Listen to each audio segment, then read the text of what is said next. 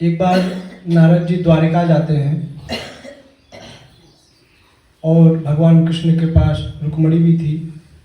उस समय नारायण नारायण करते हुए द्वारिका जाते हैं नारद जी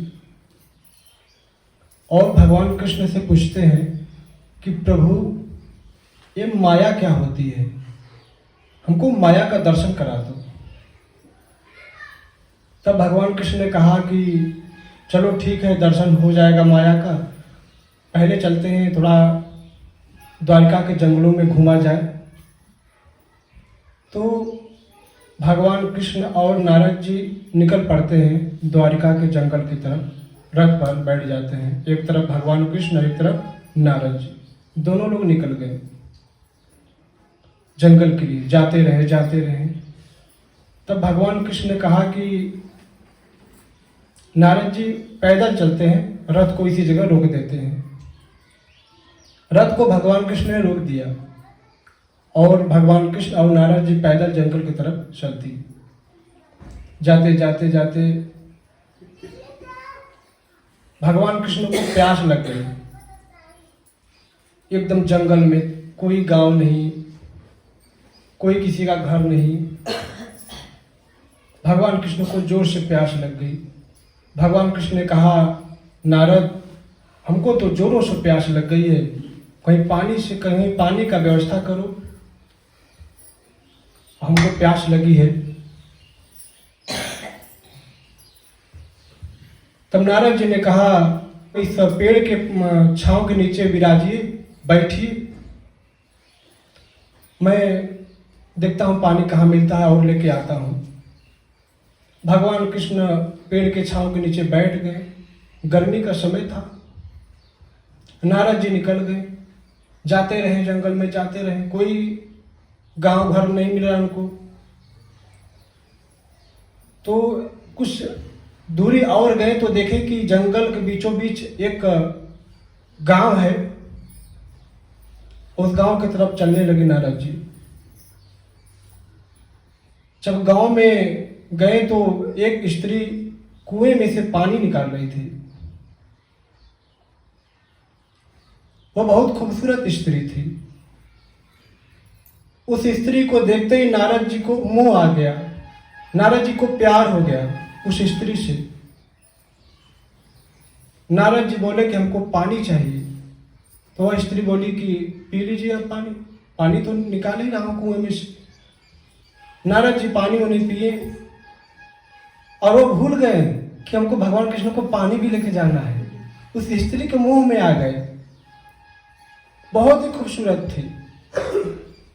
नारद जी बोले, मैं तुमसे ब्याह करना चाहता हूं, हमसे विवाह करोगी? वह स्त्री अकेली नहीं थी, उनकी बहुत सारी सखियां थी उस स्त्री की। उस जितने भी वहां पे स्त्रियां थी, सबसे खूबसूरत वही स्त्री थी। नारद जी बोले, हमसे विवाह कर लूं? तो लड़की बोली, जो स्त्री थी, बोली कि अब हमारे पिताजी से बात करिए, तो फिर मैं आपसे विवाह कर लूंगा, कोई एतराज। क्योंकि अपना परिचय नारद जी बताए थे उस स्त्री को कि मैं नारद। अब कौन नारद जी से विवाह नहीं करना चाहेगा। तब नारद जी जाते हैं उस स्त्री के पिताजी के पास। जो स्त्री थी उसके पिताजी उस राज्य के राजा थे। उस राजा के पास गए और बोले कि मैं आपके लड़की से विवाह करना चाहता हूं। तो वह राजा नारद जी को पहचान रहे थे। बोले, इससे बड़ा बढ़िया लड़का कहाँ मिलेगा हमको, नारद जी जैसा। बोले कि हाँ, अब मैं अपनी लड़की का विवाह आपसे कर दूंगा, कर लो, कोई दिक्कत नहीं है। नारद जी अपना विवाह कर लेते हैं। अच्छा खासा गृहस्थी चलाने लगे उसी जगह। नारद जी भूल गए कि हमको भगवान को पानी भी ले जाना है, माया में लग गए। कुछ समय बीता तो नारद जी को एक लड़की पैदा हुई। नारद जी की पत्नी के गर्भ से एक लड़की पैदा हुई। और समय बीता, एक लड़का पैदा हुआ। अच्छा खासा नारद जी का जीवन गृहस्थी वाला चलने लगा। एक रोज क्या हुआ कि नारद जी के जो ससुर जी थे उनका देहांत हो गई अचानक। जब उनका देहांत हो गई, मृत्यु हो गया, तो फिर उस राज्य को चलाने वाला कोई ना कोई होना चाहिए। तो नारद जी को ही उनके गद्दी पर बैठा दिया गया और नारद जी उस राज्य को चलाने लगे। कुछ समय बीता तो जो पड़ोसी राज्य का राजा था वो आक्रमण कर दिया इनके राज्य पर। और नारद जी को तो कोई अस्त्र शस्त्र या राजनीति की चीजें तो आती नहीं थी, भाई ठाने संत। वो आक्रमण किया और इनके राज्य पर कब्जा कर लिया। नारद जी बेचारे अपने लड़की लड़का औरत के लिए भागे जंगल जंगल। भाई आक्रमण जब होती है तो कोई थोड़ी चिंता कि कौन है कौन नहीं है। वो अपना जान बचाने के लिए, अपने बच्चों का जान बचाने के लिए, अपने बीवी का जान बचाने के लिए नारद जी ने सबको लेकर चल दिए जंगल के रास्ते से। जाते रहे जाते रहे जाते रहे। बच्चों को भूख लग गई, प्यास लग गई और लोग तड़फड़ाने लगे भूख के मारे। नारद जी बेचारे कहाँ से भोजन की व्यवस्था करें, कहाँ से पानी की व्यवस्था करें। चलते रहे तो नदी के उस बगल जंगल में एक गांव बसा था और नदी पार करना था। नारद जी कैसे पार करें? पानी तो नदी में है, बच्चों को पिला देंगे, लेकिन बच्चों को कौन बताए कि यहाँ भोजन की व्यवस्था न हो पाएगी। नारद जी को बड़ा पीड़ा हो रही थी कि मेरे बच्चे भूखे तड़प रहे हैं। तो नारद जी और उनकी पत्नी दोनों लोग नाव बनाए लकड़ी का। नाव बनाकर अपने और पत्नी को, बच्चों को नाव पर बैठाकर नदी उस बगल के लिए चल दिए। बीच नदी में ही नाव डूब गई। बच्चे उधर चिल्ला रहे हैं, पत्नी नारद जी की उधर चिल्ला रही हैं, लड़की उधर चिल्ला रही है। और अच्छा, तैरने बस नारद जी को ही आता था। नारद जी किसको बचाएं? पानी का जो प्रवाह बहाव था ना, बहुत तेज बहाव था। नारद जी किसी को नहीं बचा सके। नदी किनारे अपने गए तैरते हुए, अपनी आंखों के सामने देख रहे हैं कि मेरी बीवी अपना प्राण, आंखों के सामने ही प्राण अपना त्याग दी, उस पानी में डूब गई। बच्चे सब मर गए उसी पानी में। नारद जी रोने लगे, हे प्रभु तू बड़ा निर्दयी है, तूने तो हमारे साथ अत्याचार कर दिया, मेरी बीवी के साथ ऐसा हो गया, मेरे बच्चों के साथ ऐसा हो गया, मैं कुछ नहीं कर पाया। छाती पर खूब हाथ पीट पीट के रोने लगी, खूब विलाप कर रहे हैं। तब भगवान कृष्ण उसी जगह आ जाते हैं। बोले नारद तुम पानी लेने के लिए गए, अभी 1 घंटा हो गया तुम आए नहीं। भगवान कृष्ण का 1 ही घंटा हुआ था। नारद जी सोचने लगी, अभी 1 ही घंटा हुआ, बच्चे हो गए, हम राज्य का राजा हो गया, मेरी बीवी थी, एक कह रहे कि 1 घंटा हुआ, ऐसे कैसे हो जाएगा? कि प्रभु क्या बात कर रहे हो?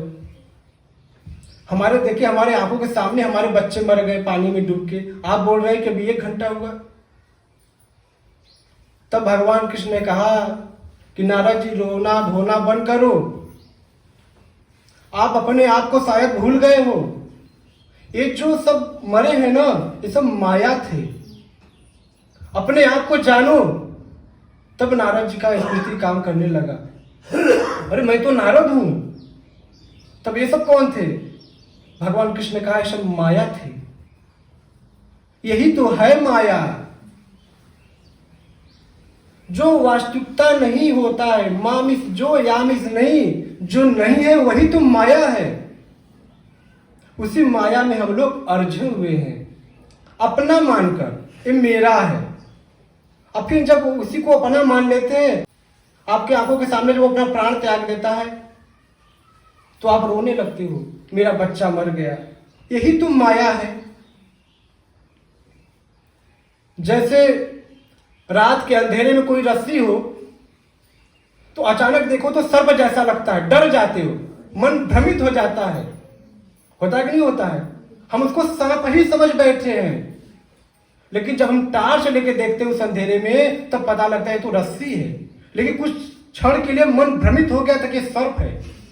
ऐसे ही ये अंधकार रूपी जो माया है, इसको हम वास्तविकता मान लिए हैं, इसीलिए हम रो रहे हैं, मन पीड़ा में है, मन पीड़ित है। जब नारद जी भगवान कृष्ण के पास गए तो सारा दुख खत्म, उनको वास्तविकता पता लग गया। ऐसे ही हम वास्तविकता में न जाकर भ्रम में पड़े हुए हैं, ये मेरा है। लेकिन मेरा मेरा करते हुए कितने लोग अपने प्राण को त्याग दिए, कितने नौजवान बच्चे मर गए, कितने बड़े बुजुर्ग मर गए। क्या किसी को रोक पाए? किसी को नहीं रोक पाए ना। यही तो माया है। इसी माया को व्यक्ति नहीं समझ पा रहा है। इसी को समझना है कि माया क्या है। हाँ? भगवान कृष्ण ने कहा कि यही माया है नारद।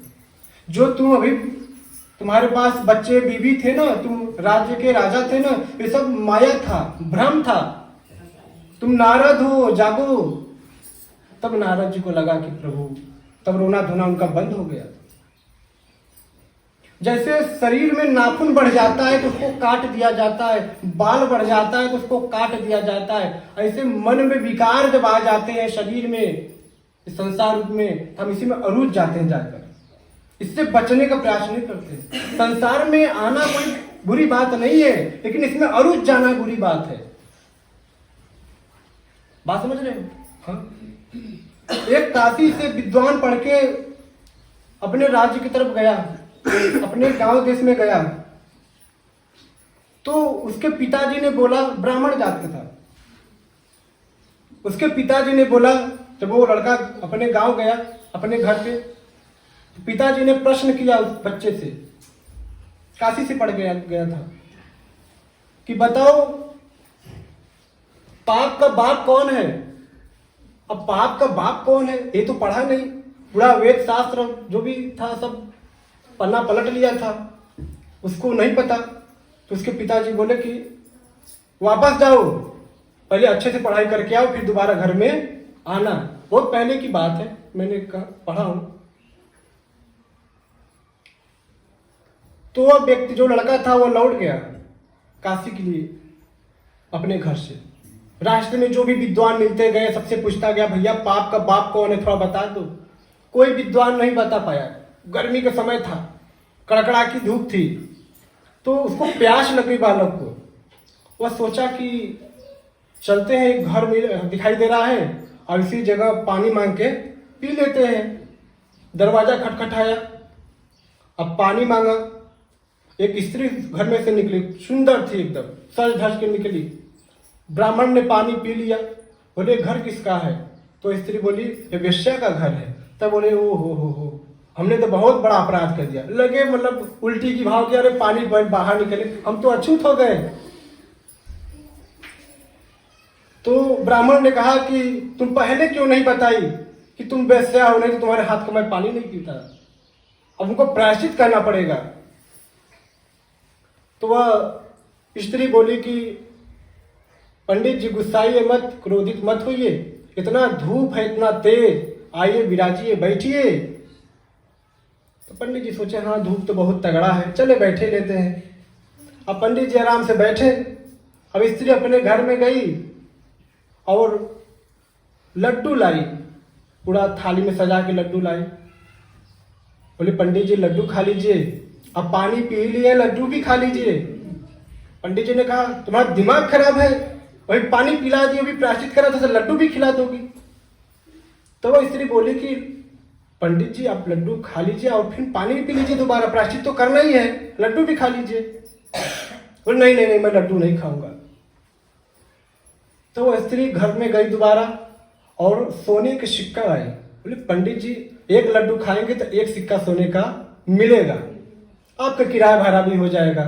पंडित जी ने सोचा कि हाँ पैसा वैसा दना बा, काहे में के लड्डुआ खा के और एक सोने का सिक्को रख ले, प्रायश्चित तो करना है, भी प्रायश्चित कर लेंगे साथ में। अच्छा एक लड्डू खा लिए। जब एक लड्डू खा लिए तो स्त्री बोली कि पंडित जी एक और खा लो, एक पर दो मिलेगा। अब सोच लीजिए, प्रायश्चित तो करना ही आपको, खा रहे हो तो खा ही लीजिए। ऐसे करते करते पंडित जी को कई लड्डू खिला दी। जब कई लड्डू खिला दी तो वह स्त्री पूछती है कि पंडित जी कहाँ जा रहे हो? तो पंडित जी बोले कि मैं जा रहा हूँ काशी के लिए, हमारे पिताजी ने घर से हमको लौटा दिया, वो बोले कि पाप का बाप कौन है? बोले इसका उत्तर हमको दो, तभी मैं आपको अपने घर में आने दूंगा। मैं इतने दिन के लिए बाहर तुमको काशी में भेजा पढ़ने के लिए, क्या पढ़ के आए हो? तो स्त्री बोली बस इतनी सी बात है, ये तो हम ही बता सकता हूँ। बोले तुम बता सकते हो? ऐसा कैसे तुम बता सकती हो? बड़े बड़े विद्वान नहीं बता पाए। तो स्त्री बोली पंडित जी आपको हमने क्या खिलाया? बोले लड्डू खिलाए। आपको लड्डू के बदले मैंने क्या दिया? तो पंडित जी बोले सोने का सिक्का दिए। तो वह स्त्री बोली कि पंडित जी जिस स्त्री के हाथों से आप पानी नहीं पीना चाहते थे, वह उस स्त्री का लड्डू खाए। और लड्डू किस लिए खाए? सोने की वजह से। जो गोल्ड है उसको पाने के लिए लड्डू खाए। यही तो पाप का बाप है, तो यही तो लोभ है। तब पंडित जी को प्रश्न का उत्तर मिल गया। वो अपने फिर गांव जाते तो उनके पिताजी उनको अपने गले लगा लेते हैं। वो अपने प्रश्न का उन पिताजी का उत्तर दे देते हैं। यही लोभ है। लोभ और माया के बारे में तो समझ ही गए होंगे। हाँ, ये लोभ भी बहुत बुरा होता है। माखी गुड़ में गड़ी रहे, पंख दिए लपटाए। हाँ? माखी लालच की वजह से ना गुड़ पर बैठती है, अपना पूरा पंख लपटा देती है उस खान में, उस गुड़ में, और बेचारी दोबारा उड़ नहीं पाती। चाहती है लेकिन उड़ नहीं पाती, बच गई। लालच बुरी बला है। लालच की वजह से पूरा पंख लपटा देगा, बस पूरा गुड़ ही खा जाऊंगा, लेकिन बच गई। ऐसे जो संसारी लोभी होते हैं, पूरे संसार को बटोरना चाहते हैं, एक ऐसा समय आता है वो मानसिक रूप से बीमार हो जाते हैं, मानसिक रूप से पीड़ित रहते हैं। तो रोना है तो परमात्मा के सामने जाके रो। इस संसार के सामने रोगे तो मजाक बन जाएगा, लेकिन प्रभु के सामने रोगे तो तुम्हारे दुख को काट देंगे, तुमको सही दिशा दे देंगे, तुम्हारे मनोकामना को पूर्ति कर देंगे। समझ रहे हो? लेकिन आप किसके सामने रोते हो? किसी को खोजते हो कि कोई पड़ोसी नहीं मिल रहा है, मिले तो उसको कह के अपना दुख जो अंदर की भड़ा से निकाल के रो ले। भैया इससे आपकी मजाक ही बनेगा। रोना है तो भगवान के सामने रो, वो आपका कल्याण करेंगे, वो आपके इस दर्द पीड़ा से निकालेंगे, और कोई निकालने वाला नहीं है। मैं क्यों कहता हूं कि सत्संग सुनना जरूरी है? देखिए मैं बार बार कहा हूं, सत्संग सुनने से हर तकलीफ हर दुख मिटता है, लेकिन आपको पता नहीं लग पाता। जैसे कोई नवजात शिशु बच्चा होता है ना, कब 4 साल से 12 साल का हो जाता है उसको पता नहीं लग पाता, समय कैसे कट गया उसको पता नहीं लग पाता। ऐसे ही आपकी समस्या कब आपके ऊपर से हट जाएगी आपको पता भी नहीं लगेगा। यह होती है प्रभु की कृपा, यह होती है सत्संग की पावर। समझ रहे हो? हाँ, तो लोभ लालच बहुत बुरा होता है। लोग कहते हैं ना हद, अगर हद से पार होगे तो फंसोगे। हर चीज की एक लिमिट होती है। समझ रहे हो? तो अगर आप जो लोभ में पूर्ण रूप से आप एकदम ग्रसित हो जाते हो संसार में, तो व्यक्ति हमेशा तकलीफ में होता है। स्वबोध नहीं कर पाते हो, जो स्वयं को नहीं जान पाते हो। हमारे महापुरुषों ने कहा कि स्वयं को जानो, तुम कौन हो, तुम धरती पर क्यों आए हो, क्या करने के लिए आए हो, तुम्हारा उद्देश्य क्या है। कभी अपने आप से पूछे? बस एक ही चीज पूछे कि बस मेरा लड़का हो जाए, नौकरी लग जाए, बस पैसा कौड़ी आने लगे, काम धाम चलने लगे, बस। देखो यह भी हो जाएगा, लेकिन एक समय आएगा कि इसी को देखते देखते आप मृत हो जाओगे। फिर आप कौन हो? मरना जन्मना, मरना जन्मना, ये क्या है? मतलब कुछ और चीजें हैं। ये तो हम माया में पड़े हैं, ये मन के विकारों में पड़े हैं, ये तो हम अपने कर्मों का भोग भोग रहे हैं। अब इससे कैसे निकले? जब किसी से व्यक्ति कर्ज लिया रहता है, तब कर्जहरू परेशान करता है, तो व्यक्ति दिमाग लगाता है कहां से कितना कमाए कि इसको कर्ज दे दे। कभी आप दिमाग लगाए कि जो जन्म मरण के चक्कर में इससे बाहर कैसे निकले? कभी नहीं सोचते हो। देखिए एक कलयुग है, आप धीरे धीरे जैसे समय बीतेगा ना, वो लोग वैसे भगवान से दूर हो जाएंगे। भगवान मतलब क्या, ऐसा लोग कहने लगेंगे। वो समय आएगा, क्योंकि हर व्यक्ति के मन में बदलाव हो जाएगा समय के अनुसार। पीड़ित रहेंगे, तकलीफ में रहेंगे, बहुत ज्यादा समस्याओं में घिरे रहेंगे, फिर भी वो भगवान को नहीं स्वीकारेंगे। ये कलयुग का प्रभाव होगा। कलयुग इतना अपना तांडव मचाएगी, हर लोग के मन में आकर राज करेगी, उनके मस्तिष्क में बैठकर उनके बुद्धि को हर लेगी, उनके विवेक को हर लेगी। जैसे राजा परीक्षित का बुद्धि कलयुग ने हर लिया। जब उनका बुद्धि हर लिया तो उनके साथ क्या से क्या काम करा दिया, ये तो आपको पता है कि नहीं? आपको बताया भी हो राजा परीक्षित के बारे में। तो आपके साथ शायद यही हो रहा है, आप सब कर रहे हो उल्टा सीधा काम, लेकिन आपको यह नहीं विवेक है कि मैं क्या कर रहा हूं। आपको लग रहा है कि मैं सही कर रहा हूं, लेकिन आप सही नहीं कर रहे हो। ख्याल रखना। तो उस कलयुग से बचना है तो परमात्मा का भजन और चिंतन करना होगा, तभी कलयुग के प्रभाव से आप बच सकते हो। हमारी बातें समझ में आ रही है आप लोग को? एक एक बात को गांठ मार लेना अपने दिमाग में। ये जो भोग रहे हो ना पूरे संसार में आप, बच्चों द्वारा, पति द्वारा, पति पत्नी द्वारा, समाज द्वारा, भैया ये मन की विकार है। कितने लोग भोगते भोगते चले गए, और अगर अपना कर्म सुधार नहीं किए तो फिर आगे भी पता नहीं कब जन्म भोगेंगे, उनको इसका ज्ञान नहीं रहा होगा। अगर पहले हो जाए तो जन्म मरण से मुक्त हो जाओगे, पीड़ा से मुक्त हो जाओगे। दोबारा अगर भगवान कृपा से मानव शरीर में आने का अवसर मिला तो बड़ा सुखदायी होगा। ख्याल रखना। इसीलिए कहा जाता है कि भजन करो, अपने घर में ध्यान करो, साधना करो, अपने घर की ऊर्जा बदलो। आप अपने घर की ऊर्जा नहीं बदलते हो। दिन भर घर में झगड़ा करोगे, कला करोगे, निगेटिव थॉट, गलत विचार सोचोगे तो ऊर्जा आपके पूरे घर में फैल जाती है। जब कोई और आपके घर में आता है तो उसका भी मन खराब हो जाता है। साधारण सी बात है। आप अपने घर में झगड़ा करते हो तो उस घर में आपका मन नहीं लगता है, एक दिन तो मन ही नहीं लगता है। जब जब घर में जाओगे तब मन उदास हो जाता है। जब कैकेयी चाहती थी कि भरत का राज्याभिषेक हो और मंथरा के बहकाव में आ गई थी, तो उस समय राज्य के महल में कुप भवन बना रहता था। अगर आपको गुस्सा होना है, नाराज होना है तो आप महल में नहीं हो सकते। आप उस रूम में जाकर नाराज होइए, गुस्सा होइए, जो भी करना उसमें हाँ रोइए गाइए, लेकिन आप पूरे महल में रो रो के घूम नहीं सकती है, क्योंकि वहां की ऊर्जा बदल जाएगी। बात समझ रहे हैं? तो कुप भवन होता था एक। आप गुस्सा करते हो तो पूरे घर में चिल्ला चिल्ला के पूरा एकदम ढिंडोला पीट देते हो कि हम गुस्सा है यार। सबका अपने तो डिस्टर्ब होता, सबको डिस्टर्ब कर दोगे।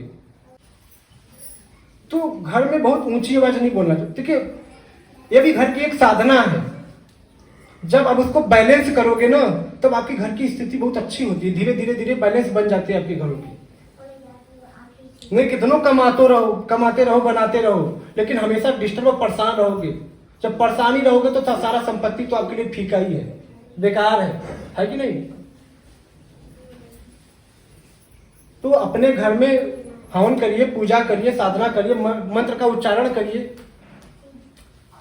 सुबह शाम तो अपने बैठो, बच्चों को बैठाओ ध्यान करने के लिए।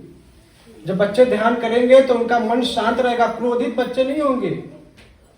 बस बच्चों को बोलते हो कि बच्चा पढ़ो, तुमको नौकरी करना है, नौकरी करना है, नौकरी तो पा जाएगा। जो अपने वो मन पर संयम नहीं रखेगा तो फिर आप बुढ़े होगे, वृद्ध होगे, पानी मांगोगे, तमाचा खींचेगा, खींचेगा नहीं खींचेगा? पैसा है, धन है, वही संस्कार है, तो सब माता पिता मतलब का उसके अंदर संस्कार ही नहीं है। कितने लोग हमसे बोले कि महाराज हमारा लड़का कितना अच्छा था, लेकिन नौकरी पाया, शादी हुई, अब हमको पूछता भी नहीं है। काहे को पूछेगा? आपने बस कहा कि नौकरी करो, पढ़ो, तो उन्होंने वही किया। कभी ये नहीं कहा कि माता पिता का सेवा भी किया जाता है, ध्यान भी किया जाता है, भगवान का नाम का जप करो, शास्त्रों का अध्ययन करो, तब ना आपको गलत सही का अनुमान लगेगा। तब बच्चे अपने माता पिता का सेवा करेंगे। समझ रहे हैं? तो सभी लोग अपने घर में आप लोग हवन करिए, पूजा पाठ करिए। इससे आपके घर में बदलाव आएगा, तरक्की होगा, विकास करोगे, थोड़ा ही कमाओगे, सुखी रहोगे। कितने लोग भगवान का भजन करते हैं तो भगवान के अनुकूल नहीं काम करेंगे, मुंह में गुटखा भरे रहेंगे, सुर्ती भरे रहेंगे, दारू पिएंगे और नहा धो के जाएंगे, अगरबत्ती लेकर राम राम राम राम करेंगे। इससे काम चलने वाला है? ये तो अपने आप को धोखा। यार व्यभिचार कर रहे हो, इस पे निधर राम राम कर रहे हो, इससे कोई फर्क पड़ने वाला नहीं है। क्या लगा फिर कहोगे महाराज जी मैं 10 साल से पूजा कर रहा हूँ, हमको भूत पकड़ लिया। काहे को नहीं पकड़ेगा? तूने भगवान के नाम पर ढोंग किया तो भूत ही नहीं पकड़ेगा तो क्या पकड़ेगा? जो तुम्हारा कर्म रूपी भूत है वही तुमको परेशान करने लगता है। इसलिए सब चीजों पर विशेष ध्यान देना चाहिए। आप भगवान में लगे हो तो भगवान के अनुकूल हो करो, पूजा पाठ करोगे तब भगवान की कृपा आपके ऊपर होती है। हाँ, तब वो ऊर्जा आपके अंदर धारण होती है, शक्ति, पावर। जो ब्रह्मांड में बाहर की शक्ति है वो ब्रह्मांड की सारी शक्ति अंदर भी है। उस शक्तियों को जानना है तो गुरु के मार्गदर्शन करो, साधना ध्यान करो, धीरे धीरे धीरे वो शक्ति आपके अंदर महसूस होने लगे।